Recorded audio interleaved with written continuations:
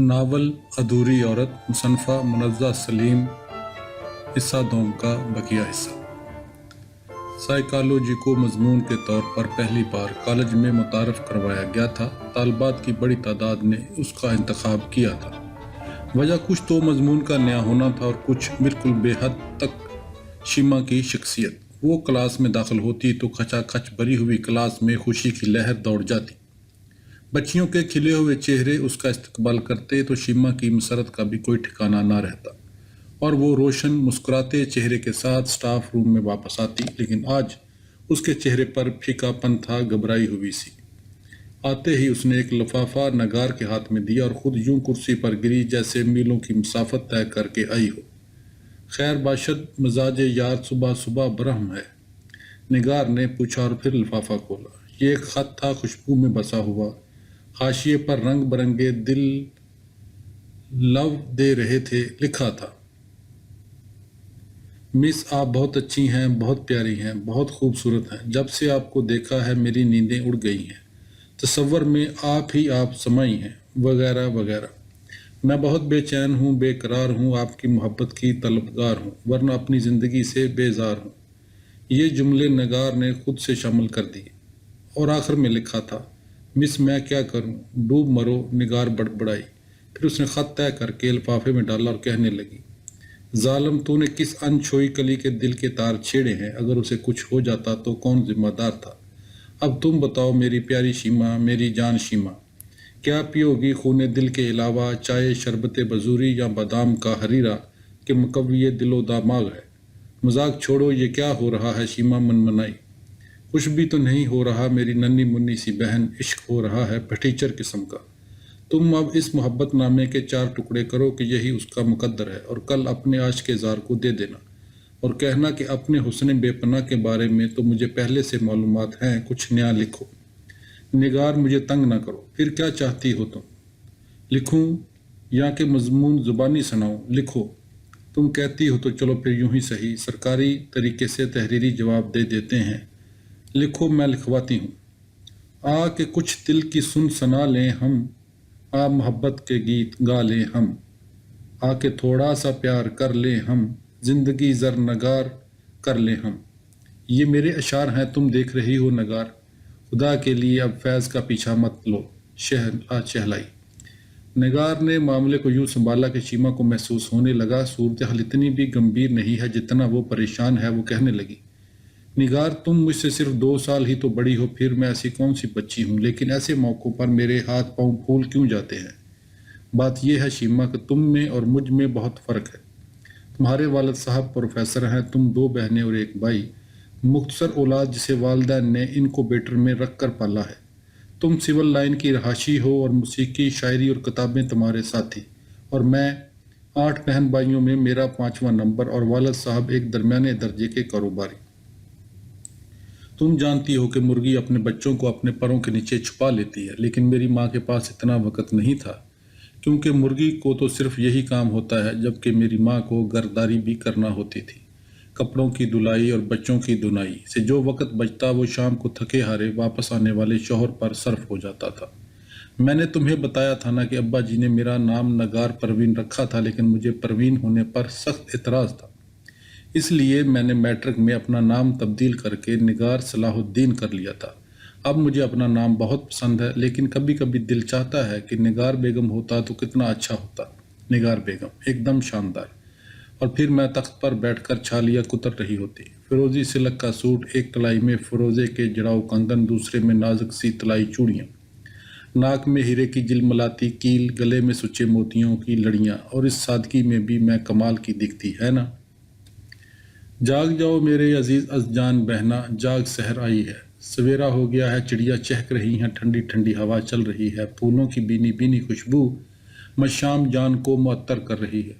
اٹھ جاگ مسافر، بور بئی تو کیوں کھٹیا پہ سووت ہے۔ شہلا نے بہت محبت سے نگار کو جھنجھوڑا۔ اب تم شروع ہو جاؤ شہلا، تم پر بھی اس کا اثر ہونے لگا ہے، اور نگار ہر 5 منٹ بعد تم پٹڑی سے کیوں اتر جاتی ہو۔ شیما اس وقت یہ سب خرافات سننے کے موڈ میں نہیں تھی۔ ہاں تو میں کہہ رہی تھی کہ تم جو شاعری کی زبان سمجھتی ہو سنو۔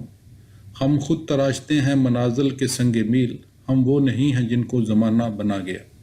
ہم لوگ اندرون شہر کے رہنے والے ہیں، 2.5 مرلے کا 3 منزلہ مکان۔ ہماری ماں کے پاس اتنا وقت نہیں ہوتا تھا کہ وہ ہمارے لیے بادام کا حریرہ اور گاجر کا حلوہ بناتی۔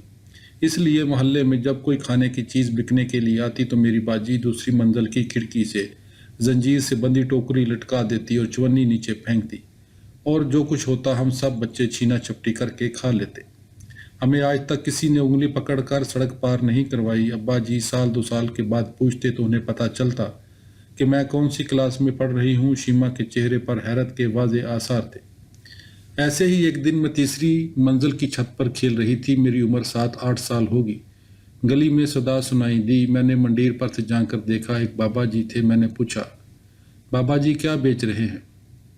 جواب میں انہوں نے میری طرف دیکھا اور معلوم ہے کیا کیا، انہوں نے اپنا تہمد کھول دیا اور چکرا کر گر گئی۔ لیکن یقین مانو میں نے کسی سے کچھ نہیں کہا۔ اگلے روز میں پھر اسی وقت چھت پر جا پہنچی، اس آس میں کہ بابا جی پھر آئیں گے۔ وہی ہوا، میں نے پھر پوچھا اور انہوں نے وہی جواب دیا، بلکہ اس سے بھی کچھ بڑھ کر۔ میں پوری تیاری سے آئی تھی، امی کی باورچی خانے میں بیٹھنے کی پختہ لکڑی کی چوکی سے لیس تھی۔ وہ زور سے نیچے پھینک دی جو بابا جی کے سر میں لگی اور خون کا فوارہ اپل پڑا۔ میں دڑ دڑ سیڑھیاں اترتی نیچے آئی۔ اتنی دیر میں بابا جی تہمت باندھ کر خون کی دھار کو ہاتھ سے روکنے کی ناکام کوشش کرتے ہوئے دروازہ کھٹکھٹا چکے تھے۔ امی نے ان کی فریاد سن کر میری طرف دیکھا۔ بابا جی کی آنکھوں میں شیطانیت جاگ رہی تھی۔ پہلے تو میں زرد پڑ گئی، لیکن پھر میں نے بابا جی کی آنکھوں میں گورتے ہوئے اونچی آواز میں کہا، بتاؤں؟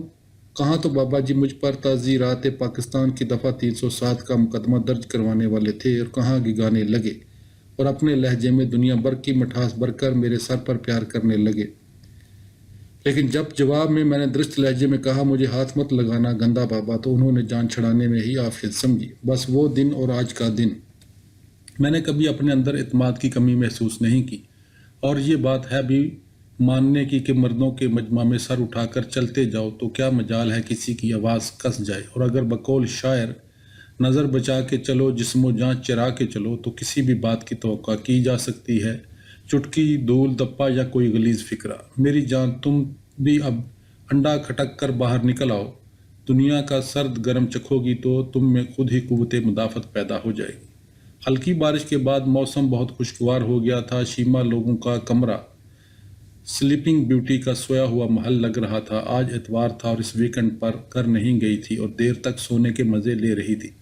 سب سے پہلے شہلا اٹھی تھی اور اس نے اٹھ جاگ گراڑے مار نہیں، اے سون تیرے درکار نہیں زور زور سے پڑا اور ان دونوں کو جگایا۔ چھٹی کے دن دیر تک سونے کا بھی اپنا ہی مزہ ہے، شیما نے انگڑائی لیتے ہوئے کہا۔ بالکل بالکل، اور تم اللہ کی کون سی نعمتوں کو ٹھکراؤ گے، نگار نے واش روم کا رخ کرتے ہوئے کہا۔ پھر تینوں نے ناشتہ بنایا اور اسے لے کر کمرے کے پچھواڑے والے لان میں آ گئی۔ بارش تھم چکی تھی اور 7 رنگ دھنک آسمان پر ابھر آئی تھی۔ زندگی بہت سی خوبصورت چیزوں سے عبارت ہے، جیسے یہ مصور قوس قزح، شیما نے جذب کے عالم میں کہا۔ یا اللہ رحم فرمانا، یہ تم پر بھی مس جبی کا اثر ہونے لگا ہے۔ شیما خدا کے لیے ہاتھ ہلکا رکھو، آج لائبریری بند ہے، فیروز لغات بھی نہیں ملے گی، نگار نے بے چارگی سے کہا۔ جیسے مدم غروب آفتاب، شہلا نے ٹکڑا لگایا، جیسے نازک شگوفے، جیسے اچار اور پراٹھا، یہ نگار کا نقطہ نظر تھا۔ جیسے بہار کی خوشگوار حدت، سبز گھاس میں چھپی ہوئی بیر بیہوٹی، پیار ہنسی اور خاموش لمحے، جیسے دوستی میری اور تمہاری دوستی، نگار نے کمرے میں جاتے ہوئے کہا۔ یہ جاتے جاتے بھی چھکا لگا گئی ہے، شہلا نے کہا۔ چلو پھر سے سوئیں، شیما نے دعوت عام کر دی۔ دوبارہ دیر تک سونے، کمرے کی تفصیلی صفائی کرنے اور نہا دھو کر دوپہر کا کھانا کھانے کے بعد ان کے پاس کرنے کو کچھ نہیں تھا۔ چلو آئس کریم کھانے چلتے ہیں، نگار نے کہا۔ مجھے تو یہاں پر آئس کریم کی کوئی دکان نظر نہیں آئی، شہلا نے کہا۔ میں پچھلی بار جب بازار گئی تھی تو دیکھی تھی، اٹھو تو صحیح، مل ہی جائے گی کوئی نہ کوئی۔ اور ہاں، مجھے رنگرا جوا سے بھی ملاقات کرنا ہے، دوپٹے رنگنے کے لیے دے رکھے ہیں۔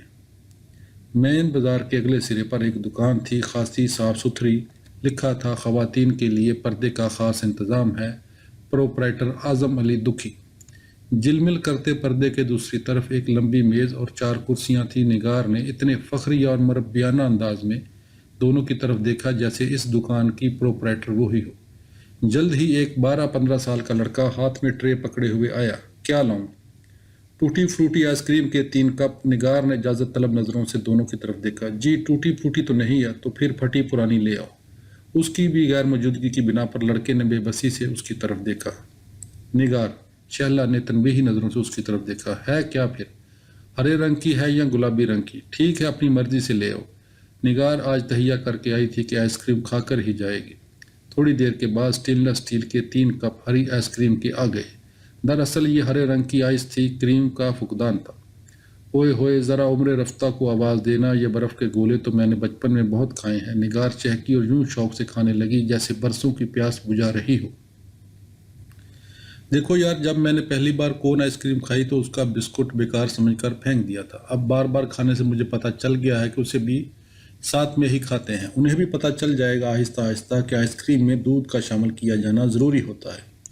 جب یہ لوگ واپس آئیں تو کمرے میں باہر کسی کا سامان پڑا ہوا تھا۔ تینوں نے ایک دوسرے کو سوالیہ نظروں سے دیکھا۔ اتنی دیر میں فتح بی بی باغی چلی آئی۔ مس صاحبہ، ایک نئی مس صاحبہ آئی ہیں، اسی کمرے میں رہیں گی۔ آج اتوار کو، کل تو کسی نے جوائن نہیں کیا تھا۔ اتنی دیر میں نئی لیکچرر بھی پہنچ گئیں۔ یہ صوبیہ تھی، اکنامکس کی لیکچرر۔ میری ایڈ ہاک اپائنٹمنٹ ہوئی ہے، کل میرے بھائی آئے تھے رہائش کے بارے میں معلوم کرنے۔ پرنسپل صاحبہ نے کہا تھا میں آج شفٹ ہو جاؤں، وہ سوموار کو مجھے جوائن کروا لیں گی۔ دراصل بھائی جان کو مجھے اتوار کو چھوڑنے میں آسانی تھی، اس لیے مسز ظہیر نے یہ فیور کر دی۔ شیما نے کمرہ کھولا تو فتح بی بی نے سامان اندر رکھ دیا۔ تینوں نے بہت پرجوش انداز میں صوبیہ کو خوش آمدید کہا۔ بقول نگار، صوبیہ کو دیکھتے ہی اسے محسوس منٹ ہو گئی تھی کہ نیا ساتھی انہی جیسا ہے، یاسمین اور سمیہ سے بہت مختلف۔ اس لیے اس نے داستون گوئی شروع کی۔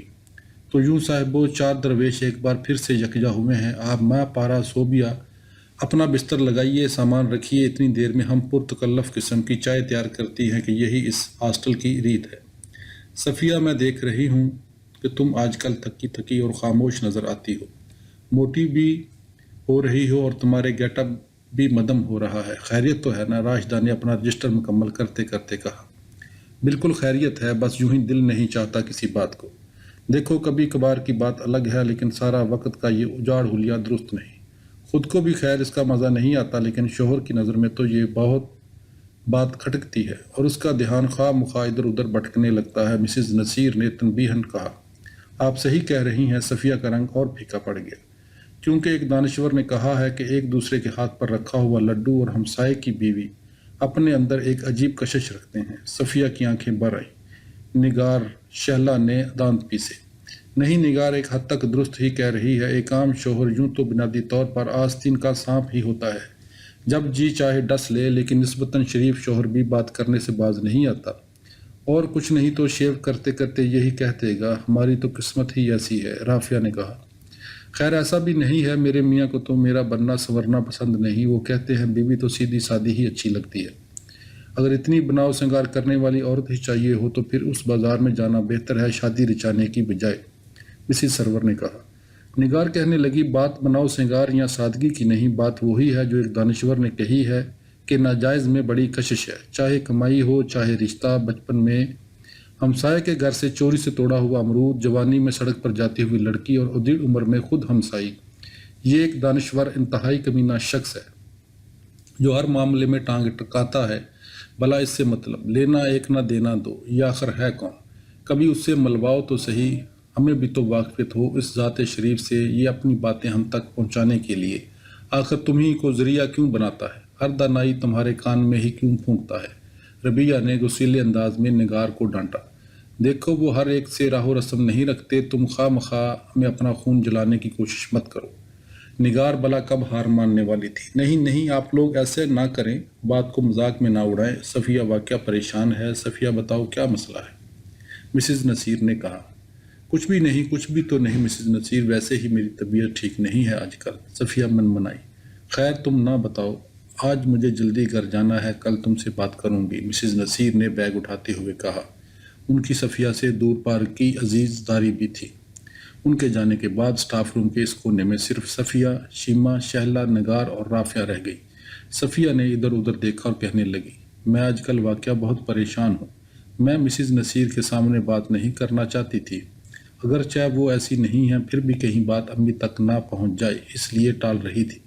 ہماری آپس کی بات اور ہے، نثار آج کل کسی اور لڑکی بلا کے خاتون کے چکر میں ہے، وہ ان کے ساتھ بینک میں کام کرتی ہے۔ آج کل میں ہی کسی دوسرے بینک سے یہاں آئی ہیں، 35-38 سال کی، غیر شادی شدہ۔ کیا اسے علم ہے کہ نثار بھائی شادی شدہ ہے، 2 بچوں کے باپ؟ ظاہر ہے، پھر بھی پھر بھی، صفیہ نے جلے دل سے کہا۔ ہسبینڈ ہنٹر قسم کی چیز ہوگی، بہت خوبصورت ہے، تم اس سے ملی ہو؟ ہاں، ایک دفعہ نثار کی کولیگ کی شادی اور ایک ڈنر میں۔ اسے خوبصورت تو نہیں کہہ سکتے، البتہ ماڈرن اور سٹائلش ہے۔ نثار بھائی سنجیدہ ہیں۔ ابھی مجھ سے مشورہ نہیں کیا، مجھے تو ان کے دوستوں نے فون کر کے بتایا ہے۔ ویسے نثار کا رویہ بھی عجیب سا ہو رہا ہے، چڑچڑاپن اور بچوں کو بلا وجہ ڈانٹنا۔ یہ نثار بھائی کو کیا سوجی؟ کچھ الگ نہیں سوجی، مرد حضرات ہی ہیں، ترکیب میں خاص، عورت کے نام پر ان کی باتیں کھل جاتی ہیں۔ تو کیا صفیہ عورت نہیں ہے؟ یار، ورائٹی بھی کوئی چیز ہوتی ہے۔ 8-10 سال ایک ہی عورت کے ساتھ گزارتے گزارتے دل اوب بھی تو جاتا ہے۔ اب تم اتنی ظالم نہ بنو، عورت کا نہیں اوبتا؟ نہیں، 8-10 سالوں میں عورت کو اور زیادہ لگاؤ ہو جاتا ہے، کیونکہ اب وہ صرف اس کا شوہر ہی نہیں، اس کے بچوں کا ابا بھی ہوتا ہے۔ اور یوں بھی اس کا فائدہ کچھ نہیں ہوتا، کیونکہ عورت کو بے یک وقت 4 شادیوں کی اجازت نہیں ہے۔ نگار نے فلسفہ بگاڑا۔ نگار، تم تو اٹھو نا یہاں سے، تم سب سے الگ بات کرتی ہو۔ الگ بات کرنا کوئی برائی ہے کیا؟ مجھے یقین ہے اب تم صفیہ کو ایسے ہی نسخے بتاؤ گی کہ نثار بھائی کا دل خدمت خاطر سے جیتنے کی کوشش کرو، وہ تمہارے مجازی خدا اور تمہارے بچوں کے باپ ہیں، وغیرہ وغیرہ۔ لیکن میرے نزدیک اس کا یہ حل نہیں ہے، نگار نے فیصلہ کن انداز میں کہا۔ آپ فرمائیے، آپ کے نزدیک کیا حل ہے؟ رافعہ نے جل کر کہا۔ صفیہ، تم نثار بھائی سے 2 ٹوک بات کرو، اگر وہ نہیں مانتے تو تم اپنی پلیٹ میں 2 انڈے رکھ لو۔ نگار نے کہا، 2 انڈے؟ ہاں، 2 انڈے۔ وہ یوں کہ ایک میاں بیوی کے درمیان ایسا ہی معاملہ چل رہا تھا۔ شوہر آفس سے فارغ ہو کر اپنی گرل فرینڈ سے ملنے چلا جاتا ہے۔ بیوی نے شوہر سے کہا، تمہاری تمام سرگرمیاں میرے علم میں ہیں، لیکن روز روز جھگڑا کر کے میں گھر کا ماحول خراب نہیں کرنا چاہتی۔ جس روز تم اپنی گرل فرینڈ سے ملنے گے، اس سے اگلی روز صبح ناشتے میں تمہاری پلیٹ میں 2 انڈے ہوں گے۔ اس طرح تمہیں اندازہ ہو جائے گا کہ مجھے سب علم ہے۔ اب جب وہ 2-4 بار ایسا ہوا کہ شوہر کی پلیٹ میں 2 انڈے پائے گئے تو شوہر بہت شرمندہ ہوا کہ کتنی بلی عورت ہے، کوئی فضیحتہ نہیں کرتی، اس لیے اب میں آئندہ ایسا نہیں کروں گا۔ بہت سے دن گزر گئے۔ شوہر نے سوچا، اب اگر میں دوبارہ اپنی دوست سے ملنے لگوں تو بیوی کو پتہ نہیں چلے گا، کیونکہ اب مطمئن ہو کر اس نے میری نگرانی چھوڑ دی ہوگی۔ اس لیے وہ پھر ایک شام اپنی دوست کے ساتھ کھانا کھانے باہر چلا گیا، اور اگلی صبح ناشتے پر اس کی بیوی پلیٹ میں 2 انڈے تھے۔ کیسا ہے؟ اب تم بھی نثار بھائی سے کھل کر بات کرو، اور معاملہ قابو میں نہ آئے تو تم بھی اپنی پلیٹ میں۔ نگار، خدا کے لیے اپنی زرعی خیالات اپنی تک محدود رکھا کرو۔ زرعی خیالات تو زرعی ہی کے ہی ہو سکتے ہیں، بلکہ اقوال زرعی، لیکن میں غلط نہیں کہہ رہی۔ نگار نے کہا، وہ ٹھیک ہے، لیکن حق کا علم اس قدر بلند رکھنے کی ضرورت نہیں ہے، کچھ لگی لپٹی بھی رہنے دیا کرو۔ شیما نے ڈپٹ کر کہا، بات یہ ہے کہ مرد بھی خدائے عجیب چیز پیدا کی ہے، عورت کو دیکھ کر ان کی ہنسی ہی نہیں رکتی، گویا عورت نہ ہوئی زعفران کا کھیت ہوئی۔ تمہیں یاد ہے جب ہم لوگ ٹرپ پر گئے تھے تو لڑکیوں کی بری ہوئی بس کو دیکھ کر لڑکوں کے چہرے کیسے کھل اٹھتے تھے؟ شہلا نے کہا، خالی مردوں کو الزام نہ دو، تمہیں یہ بھی یاد ہوگا لڑکیاں کیسے بے قابو ہو رہی تھی، کھڑکیوں سے باہر لٹک رہی تھی، انہیں سنبھالنا مشکل ہو رہا تھا۔ بالکل بالکل، اب نثار بھائی اکیلے تو نہیں ہے نا، اس معاملے میں ایک عورت بھی برابر کی شریک ہے، جو یہ اچھی طرح جانتی ہے کہ وہ ایک عورت کو بھی اذیت دے رہی ہے اور بچوں سے ان کا باپ بھی چھیننے کی کوشش کر رہی ہے، خدا نخواستہ۔ صفیہ، تم گھبراؤ نہیں، اس طرح تو تم اس خاتون کے لیے میدان کھلا چھوڑ دو گی۔ تمہیں اپنی بقا کی جنگ لڑنا ہے، تحمل سے، برداشت سے، آہستگی سے۔ نگار بے حد سنجیدہ تھی۔ اللہ کرے یہ وقتی ابال ہو باسی کڑی میں، تم جانتی ہو نا، مین گیٹ ناٹی ایٹ 40-40۔ مسئلہ وہی کا وہی تھا، لیکن صفیہ ان کی باتوں سے قدرے سنبھل گئی تھی۔ سلیحہ بھی آ کر گفتگو میں شامل ہوگی، اور دیکھو کسی کی دوسری شادی کا ذکر ہو تو کیسے یہ لوگ خود ترسی کا شکار ہو جاتے ہیں اور مارے رشک کے بے حال۔ بات چاہے مذاق میں ہی وہ کرتے ہیں، لیکن دوسری شادی ان کے اعصاب پر سوار رہتی ہے۔ میری خالہ زاد بہن نے مجھ سے کہا کہ میری ننند کے لیے کوئی اچھا رشتہ ہو تو بتانا۔ کل میرے میاں آفس سے واپس آئے اور چائے پینے کے بعد بستر میں آرام کر رہے تھے تو میں نے ان سے کہا، اگر کوئی پڑھا لکھا شریف اور برسر روزگار لڑکا آپ کی نظر میں ہو تو بتائیے گا۔ نازیہ نے اپنے ننند کے رشتے کے سلسلے میں ذکر کیا تھا۔ انہوں نے لیٹے لیٹے تکیہ نکال کر اپنے منہ پر رکھ لیا اور کہنے لگے، میں راضی ہوں۔ آج خواتین کے عالمی دن کے سلسلے میں کالج میں فنکشن ہو رہا تھا۔ ہال کو اس تقریب کے حوالے سے بینروں سے سجایا جا رہا تھا۔ متعلقہ سٹاف ممبران ڈیوٹی پر موجود تھی۔ ادھر سٹاف روم میں تب سے زبردست بحث چھڑی ہوئی تھی جب سے صلیحہ منہ لٹکائے سٹاف روم میں داخل ہوئی تھی۔ اس کی وجہ یہ بتائی تھی کہ اس کی بہن کے ہاں تیسری بیٹی پیدا ہوئی ہے۔ مسز عالم نے اسے سمجھاتے ہوئے کہا، یہ ٹھیک ہے صلیحہ کے بیٹے کی خواہش اپنی جگہ پر ہے، لیکن اس میں خدا نخواستہ رنجیدہ ہونے والی تو کوئی بات نہیں۔ اولاد تو نعمت خدا داد ہے، میری نانی جی کہتی تھی، اے میوہ تے نہ لکھی نہ ہزاری۔ اب دیکھو ناجیہ میری اکلوتی اولاد ہے، میں نے ہمیشہ خدا کا شکر کیا ہے اس نے مجھے صاحب اولاد کیا ہے۔ البتہ دوسرے بچے کی خواہش اس لیے ضرور کی ہے کہ ناجیہ کا کوئی ماں جایا تو ہو، چاہے بہن یا بھائی، لیکن یہ وہی بات ہے کہ پانی کے آدھے بھرے ہوئے گلاس کو دیکھ کر ایک قنوتی روتا رہے گا اور ایک رجعیت پسند خوش ہوگا کہ ہے تو صحیح، چاہے آدھا ہی صحیح، نہ ہونے سے تھوڑا سا ہونا یقیناً بہتر ہے، اور میرے پاس تو بے بہا ہے۔ آپ ٹھیک کہتی ہیں مسز عالم، اولاد کا تو کوئی نعم البدل نہیں ہے، لیکن یہ بات میں اور آپ سمجھتی ہیں معاشرہ نہیں، ماریہ کے سسرال والوں نے، خاص طور پر اس کی ننندوں نے تو آفت مچائی ہوئی ہے۔ صلیحہ نے صورتحال واضح کرتے ہوئے کہا، صلیحہ ان سے کہو کہ یہ ان کی والدہ صاحبہ کی غلطی ہے، انہوں نے ماریہ کو وہ طریقہ کیوں نہیں بتایا جس سے ان کے ہاں 5 بیٹیوں کے بعد ماریہ کے شوہر نامدار پیدا ہوئے تھے۔ ماگار نے کہا، ماریہ کی ننندیں کہتی ہیں ہمارا ایک ہی بھائی ہے، ہمیں تو اس کے 7 بیٹے چاہیے، تو پھر یوں کرو نئی مہمان کا نام 7 برائی رکھ دو، اللہ کرم کرے گا۔ شہلا نے کہا، یا پھر بشرا، شکریہ، رجی وغیرہ تم تو بالخیر بھی رکھا جا سکتا ہے۔ ہمارے ہمسائے میں بھی یہی معاملہ ہے، وہاں 7 بہنوں کا بھائی پیدا ہوا تو وہ اس کے اتنے لاڈ پیار کرتی تھی کہ سارا وقت گود میں اٹھائے پھرتی تھی۔ اب تو بڑا ہو گیا ہے، لیکن مسلسل گود میں چڑھے رہنے سے اس کی ٹانگیں مستقلاً اتنے فاصلے پر ہو گئی ہیں کہ ایفل ٹاور لگتا ہے۔ نگار، تم ہر بات کو مذاق میں نہ لیا کرو، کون کم وقت مذاق کر رہا ہے؟ تم بھی جانتی ہو اور میں بھی کہ ہمارا معاشرہ مرد کا معاشرہ ہے، حقیقی طور پر بھی اور نظریاتی طور پر بھی۔ نگار سنجیدہ تھی۔ بھائی بات یہ ہے، ہمیں اچھا بھی تو اسی طرح لگتا ہے، باپ، شوہر، بھائی، حتیٰ کہ بیٹے اور داماد کی خدمت گزاری میں مزہ آتا ہے، اور وجہ وہی ہے کہ مرد یقیناً ہم سے بہتر ہے۔ آسیہ کہنے لگی، بالکل صحیح، تم کہہ سکتی ہو، کیونکہ تم یہ سب ان کی محبت میں کرو گی، لیکن اگر تمہارے حقوق پامال کر دیے جائیں، گھر کا آرام، بہتر کھانا، اچھا پہننا اور اوڑھنا، فیصلے کا حق، سب تم سے زبردستی چھین کر گھر کے مردوں کے حوالے کر دیا جائے تو ساری محبت ناک کے راستے نکل جائے۔ صوبیہ نے کہا، آسیہ تم اپنی بات نہ کرو، تمہاری بہترین پرورش ہوئی ہے، تمہارے منہ کا نوالا چھین کر بھائی کو نہیں دیا گیا، تمہاری تعلیم پر بھی اتنے ہی اخراجات اٹھے ہیں جتنے کہ بھائی کی تعلیم پر۔ راشدہ نے کہا، اور سب سے بڑھ کر یہ کہ رشتہ طے کرتے وقت تم پر زبردستی نہیں کی گئی، جہیز سمیت پیا گھر سداری ہو تو انہوں نے بھی تمہیں حسب توفیق اہمیت دی ہے۔ تم کیسے ان باتوں کو سمجھ سکتی ہو؟ ہم تو ان کی بات کر رہی ہیں جن کی پیدائش کے وقت ہی نام کے ساتھ بے چاری کا سابقہ یا لاحقہ لگا دیا جاتا ہے۔ ہم اسلام کے ظہور سے پہلے عرب میں عورتوں کی حیثیت کی بات کرتے ہیں تو کہتے ہیں بیٹیوں کو پیدائش کے وقت زندہ گاڑ دیا جاتا تھا، اور اب سینکڑوں سال بعد اس ملک میں جو اسلام کے نام پر حاصل کیا گیا ہے، سالم عورت کو زندہ گاڑ دیا جاتا ہے۔ ونی، کاروکاری، جنسی تشدد، اغوا، کس کس ظلم کا ذکر کریں۔ خدا کا شکر ہے ہم لوگ تو معاشرے کے اس حصے سے تعلق رکھتے ہیں جہاں ماں، بہن، بیٹی کو تکریم کی نگاہ سے دیکھا جاتا ہے، اور بیوی کو، رافعہ نے طنزاً کہا، بیوی کو ایک موقع پر تو بہت عزت دی جاتی ہے، تم نے دیکھا ہوگا کہ گالی ہمیشہ ماں، بہن اور بیٹی کے حوالے سے دی جاتی ہے، اس زمرے میں بیوی کا کہیں ذکر نہیں ہوتا۔ چلو کہیں تو بیوی قابل احترام ٹھہری۔ رافعہ اپنے دل کے پھپھولے پھوڑنے کا کوئی موقع ہاتھ سے نہ جانے دیتی تھی۔ نہ نہ نہ، کسی زوم میں نہ رہنا، اسے کسی احترام وغیرہ کی وجہ سے مستثنیٰ قرار نہیں دیا جاتا، بلکہ اس سے ظاہر ہوتا ہے کہ بیوی کے ساتھ بدسلوکی کی کوئی پرواہ نہیں ہے انہیں۔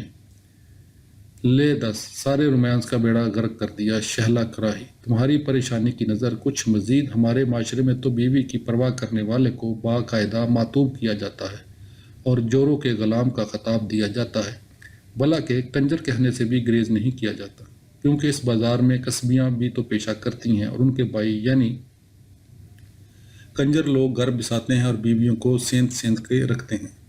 لو، آج یہ بات سمجھ میں آئی ہے، میری دیورانی کا بھائی بھی بیوی سنبھال قسم کا آدمی ہے، اس لیے اس کی والدہ جب اس سے ناراض ہوتی ہے تو کہتی ہے، ایک کنجراں والے کام کتھوں سیکھ لے۔ صلیحہ نے کہا، یہی تو رونا ہے، عورت اپنے لیے تو ایسا ہی شوہر چاہتی ہے، لیکن کسی اور عورت کے شوہر کو ایسی حرکات کا مرتکب پاتی ہے تو برداشت نہیں کرتی۔ شیما سر جھکائے منہ میں کچھ پڑھ رہی تھی، سامنے کاغذ پھیلا رکھا تھا۔ تم کیوں چپ شا کر روزہ رکھے ہوئے ہو؟ خلاف معمول ربیہ نے کہا۔ انہیں جب تک سٹیج میسر نہ آئے یہ گفتگو کرنا پسند نہیں فرماتی، صوبیہ نے وضاحت کی۔ ابھی یہ گفتگو جاری تھی کہ ثریا بی بی پیغام لے کر آئی کہ پروگرام شروع ہونے والا ہے، اس لیے سب لوگ ہال میں پہنچ جائیں۔ بچیاں تقریریں، ترانے اور ٹیبلو پیش کر چکی تو شیما سٹیج پر آئی۔ ہال اس کے استقبال کے لیے تالیوں سے گونجا۔ وہ طالبات کی پسندیدہ ٹیچر تھی۔ شیما نے ایک غیر معروف شاعر منظور نیازی کی نظم پڑھنا شروع کی۔ ہال میں واقعتاً اتنی خاموشی تھی کہ سوئی گرنے تک کی آواز سنائی دے سکتی تھی۔ میں ہوا ہوں آدمی کی تنہائیوں میں، پریشانیوں، تنگ سامانیوں میں، ہر ایک پیداواری عمل میں ہمیشہ شریک سفر تھی، شریک سفر ہوں۔ میں بوئے محبت ہوں، رنگ وفا ہوں۔ گلوں میں میرا رنگ ہے، میری بو ہے، رگے زندگی میں میرا ہی لہو ہے۔ سکھایا ہے باد بہاری کو چلنا، ہر ایک شام میں میرے دم سے لچک ہے۔ زمانے میں ہر سو میری ہی مہک ہے، ابھی تک مجھے یاد ہے دور وحشت۔ سکھایا ہے میں نے ہی فن زراعت، درندوں کو تہذیب میں نے سکھائی، سکھائی ہے دریا کو میں نے روانی۔ سمندر کو ہے رشک میرے سکوں پر، میں جانے جہاں بھی ہوں تسکین جاں بھی۔ میرے دم سے رنائی دو جہاں بھی، پرندوں نے سیکھی ہے پرواز مجھ سے، ہر ایک گیت مجھ سے، ہر ایک ساز مجھ سے۔ میں سر بھی ہوں، نغمہ بھی ہوں، ساز بھی ہوں، میں تخلیق کی واقف راز بھی ہوں۔ میرے دم سے ہے روشنی زندگی میں، مجھے کو ڈبویا گیا تیرگی میں۔ میں رازق ہوں ہر ایک معصوم جاں کی، میں خالق ہوں تہذیب و فن جہاں کی۔ ہڑپا مونجو داڑو ٹیکسلا ہوں، کہ میں رونق بابل و نینوا ہوں۔ مگر تم نے سب کچھ کھنڈر کر دیا ہے، ہر ایک سمت نفرت بکھیری ہے تم نے، محبت کو زیر و زبر کر دیا ہے۔ صفا اور مروہ کے اوراق پر بھی قلم پاؤں کے آبلوں میں ڈبو کر، رقم داستان وفا کر چکی ہو۔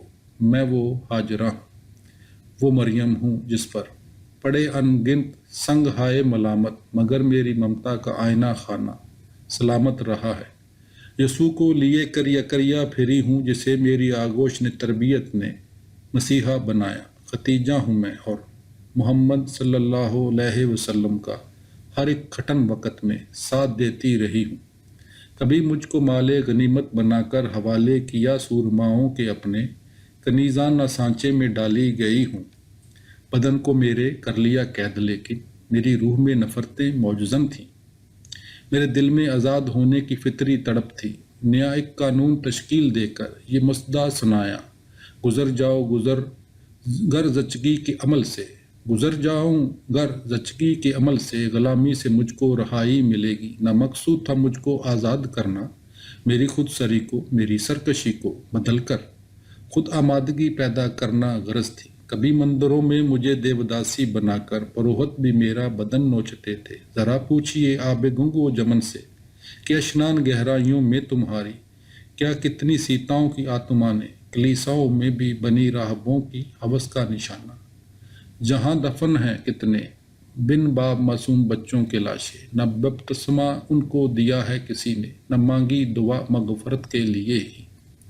لگا کر کبھی مہر میرے بدن پر، بنایا مجھے اونٹنی اپنی جس پر، فقط جبہ پوشوں کا حق کے ہوس تھا۔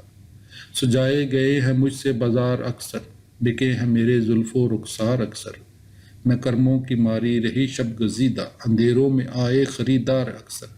میں وہ ماں ہوں جس نے سبھی فلسفہ دان پیدا کیے ہیں، کسی نے کہا میرے دانتوں کی تعداد مردوں سے کم ہے، کسی نے کہا عقل چوٹی کے پیچھے، کسی نے مجھے صرف جوتا سمجھ کر بدل لینے کا مشورہ بھی دیا ہے۔ غرض جو بھی آیا، نئی ایک فصیل اس نے تعمیر کی ہے، میرے جسم کے گرد زنجیر کا ایک نیا بل دیا ہے، ستم کے اندھیرے کو پھیلا دیا ہے، مقدر میرا اور گہنا دیا ہے۔ میرا خون پی کر ولادت کا اعجاز دکھلانے والے، میرا دودھ پی کر جواں ہونے والے، میری لوریوں کی حلاوت کے بدلے مجھے میرے بیٹے جکڑنے کا کرتے رہے ہر جتن کی۔ میں بیٹی بھی ہوں اور بہن بھی ہوں، ماں بھی، مگر مجھ پہ مزدور کا بھی تشدد، کسانوں کا بھی جبر میں سہ رہی ہوں۔ وڈیروں کے زندہ بھی میرے لیے ہیں، جنہیں نام گھر کا دیا ہے وہ زندہ کہ جن کی فصیلوں سے باہر نکلنا میرے واسطے جیتے جی غیر ممکن۔ مجھے امن، آزادی، جمہوریت کے حسین خواب بھی دیکھنے کی اجازت نہیں ہے۔ اگر چاہتے ہو نئی نسل آزاد خوددار ہو، سر اٹھا کے چلے تو میرے ذہن کو، میرے افکار کو پست ہمت خیالات سے، جبر سے، ہر طرح کی غلامی کی زنجیر سے کرنا ہوگا رہا۔ میری تخلیق میں عکس ہوگا میرے ہی خیالات کا۔ مجھے ناتواں کس لیے جانتے ہو، مگر تم حقیقت کو پہچانتے ہو کہ میرے قوائے عقیلہ کبھی بھی کسی مرد سے کم نہیں تھے۔ اور اب میں نے ہے ایک نیا راز پایا، پلٹ دی ہے جس نے میری آج کایا۔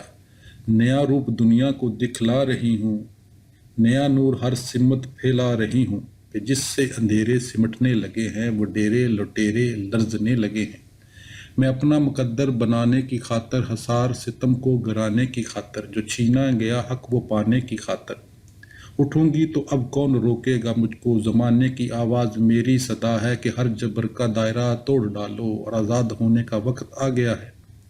اٹھی ہے نئی لہر دنیا میں ہر سو، بنی ہوں میں اس لہر کا ایک حصہ۔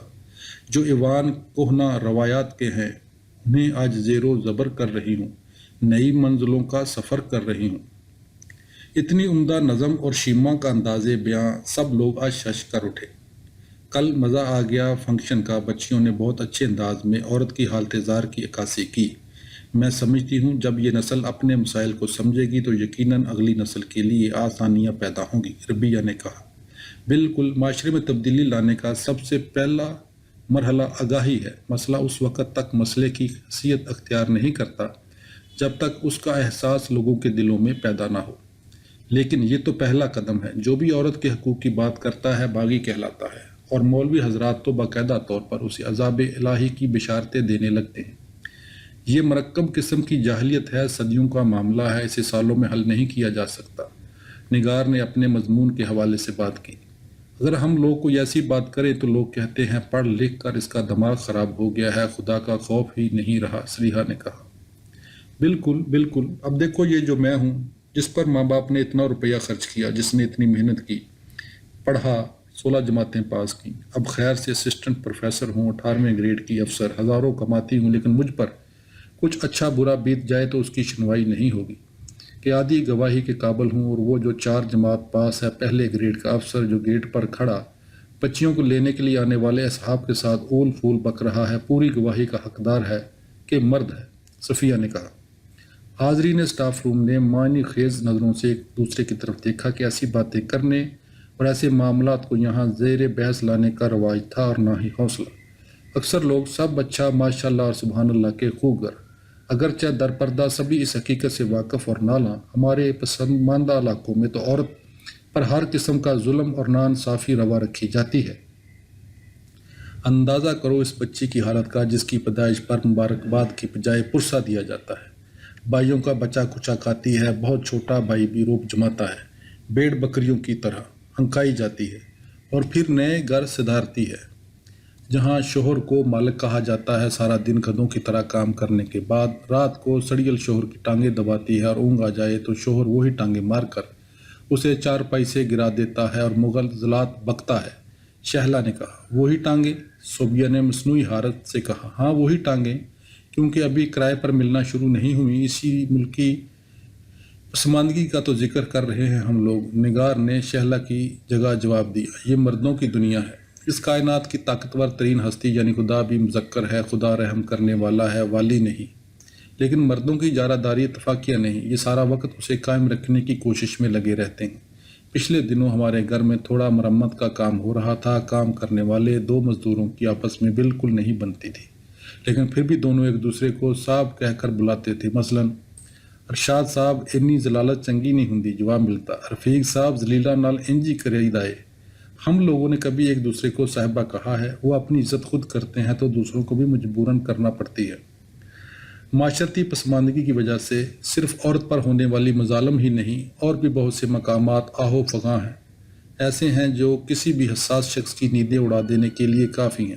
میں بہت پریشان ہوتی ہوں 11 بجے کے قریب اس مزدور کو دیکھ کر جسے آج بھی دہاڑی نہیں مل سکی، बूढ़ी औरत को भीख मांगते और छापी लगाए गदली आंखों वाले बूढ़े को देखकर, वर्कशॉप में उस्ताद की मार खाने वाले 7-8 साल के छोटे को देखकर, कुल्फी बेचने वाले नौजवान को बस के पीछे दौड़ लगाते हुए और जवान माँ को जून की तपती दोपहर में सड़क पर रोटी कूटते हुए देखकर, जिसने दरख्त की छांव में झुलसती जमीन पर कपड़े के टुकड़े पर अपने 10 रोज़ा बच्चे को लुटा रखा है, जान लुटाने वाली बहन की कम आयगी को देखकर, जिसके हिस्से का उम्दा खाना उसका नखट्टू भाई हजम कर चुका है, उस 10-12 साल की बच्ची को देखकर जिसकी गोद में मालकन का बच्चा बैठा आइसक्रीम खा रहा है, शीमा ने तासुब से कहा। मैं भी बहुत परेशान होती हूँ शोहर को बीवी की डांट खाते देखकर, बेचारी कहे जाने पर आर्टिफिशियल अंगूठियां पहने सरकारी प्राइमरी स्कूल टीचर की मुसमसी शक्ल देखकर, उस बच्चे की मायूसी देखकर जिसका चॉकलेट उसकी माँ ने खा लिया है, इस लेक्चरर को देखकर जो अभी अभी प्रिंसिपल से डांट खा कर आई है, उस लफंगे को देखकर जिसकी खूबसूरत लड़की को देखकर बजाए जाने वाली सीटी लड़की के बाप को साथ देखकर मुंह में ही रह जाती है। निगार की बात भी राशिदा की डांट सुनकर मुंह में ही रह गई। शहला जैसे ही क्लास लेकर स्टाफ रूम में दाखिल हुई, बिजली बंद हो गई। हक हा, बत्ती फिर चली गई। ये बत्ती चली गई क्या होता है, यूं क्यों नहीं कहती बिजली बंद हो गई है, फाखरा ने कहा। पंजाबी में उसे ऐसे ही कहते हैं, अलबत्ता ये मुझे मालूम नहीं कि इस्लामियात में उसे कैसे कहते हैं। फाखरा इस्लामियात की लेक्चरर थी। और ये तुम्हारी हक हा, आखिर ये क्या अल्फाज हैं? फाखरा बीबी, ये वही है जिसे तुम बहुत नज़ाकत से कहती हो आए हाय। पंजाबी में उसे यूं ही कहा जाता है। माना कि तुम्हारा मजमून पंजाबी है, लेकिन उसे आम जिंदगी में इस्तेमाल करने की क्या ज़रूरत है? क्यों ज़रूरत नहीं है? पंजाबी हमारी माँ बोली है, और शायद तुम इस हकीकत से वाकिफ़ नहीं कि किसी इंसान से उसकी मादरी ज़बान छीन लेना उस पर जुल्म करने के मुतरादफ है। मेरे लिए तो जो मज़ा इसमें है वो किसी और ज़बान में नहीं है। हम इंग्लिश इसलिए नहीं बोलते कि काफरों की ज़बान है, ये जानते भी कि इसका सीखना कितना ज़रूरी है, क्योंकि ये बैनुल-अक़वामी राब्ते की ज़बान है और अलूम का वाफर ज़ख़ीरा इसमें मौजूद है। वैसे आसिया और फाखरा से तो तुम्हें गिला नहीं होना चाहिए, क्योंकि वो जा बेजा इसका वाफर इस्तेमाल करती रहती हैं, राशिदा ने कहा। मैं अक्सरियत की बात कर रही हूँ, उर्दू का हमारा शीन काफ दुरुस्त नहीं। पंजाबी बोलते हुए तुम्हें शर्म आती है, बिला वजह हद तक महसूस करती हो, बाकी तो इशारों की ज़बान ही रह जाती है, इसी से गुजारा किया करो, शहला ने कहा। और फिर हमारे लोकगीत और सूफियाना कलाम, शीमा ने कहा। और हाँ, वो तुम्हारा ड्रम सोल्जर क्या हाल है उसका, कब आ रहा है वो अब्रॉड से वापस? निगार ने इरम से पूछा। कौन? भाई वो तुम्हारा मंगेतर, तुम्हारा डोल सिपाही। फाखरा, अब तुम तो खुश हो न मेरी अंग्रेज़ी ज़ुबान दानी से। फाखरा इस्लामियात पढ़ाती थी और गलत अंग्रेज़ी बोलने में यकीन रखती थी। उसका साथ आसिया बहुत खुशू व खुजू से देती थी। एक रोज़ उसका 3 साला बेटा भी साथ आया था, क्योंकि कॉलेज के बाद वो उसे डॉक्टर के पास ले जाने वाली थी। उसने सेब छीलकर बच्चे के सामने रखे और बहुत दुलार से कहने लगी, बेटा ये एप्पल लो और फिनिश कर दो। साइमा सईद ने उसकी तरफ देखकर बाजू चढ़ा ली और नथने फैलाकर कहा, निगार इसे मना कर लो, मेरे सामने इस कदर इंग्लिश ना बोले। कुछ रोज़ पहले आसिया कॉलेज से देर से आई तो साइमा ने उससे पूछा, खैरियत, आज देर से क्यों आई हो? हाँ सब खैरियत है, रात में खाना नहीं बना सकी थी, अब भागम दौड़ में पका कर आई हूँ। क्या पकाया है? साइमा ने पूछा। पोटैटोज़। जल्दी जल्दी में तो यही पका सकती थी, उसने सादगी से जवाब दिया। तब से साइमा तड़पती फिरती थी, यार ये मुझे इतना जाहल समझती है कि आलू की इंग्लिश भी यही सिखाएगी।